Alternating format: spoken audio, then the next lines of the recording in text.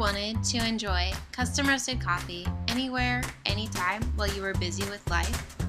That's exactly what inspired Matt and Jenny.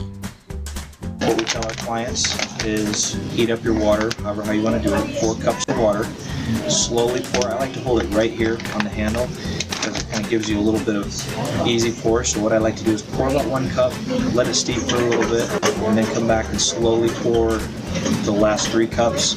And then once that's done, what I like to do is seal it up like so. It has a zipper on top of it, and then as you can see it kind of has a little finger hole right here, but it's nice just to be able to hang that somewhere or just let it sit so the rest of that coffee goes from the top and steeps down to the bottom. On our products is they're reusable. So we have refill packs.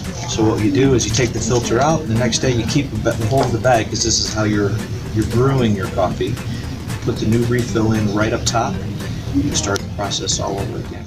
Visit buynebraska.com to get your Nature's Coffee Kettle and start being able to enjoy custom roasted coffee anywhere, anytime while you are busy with life.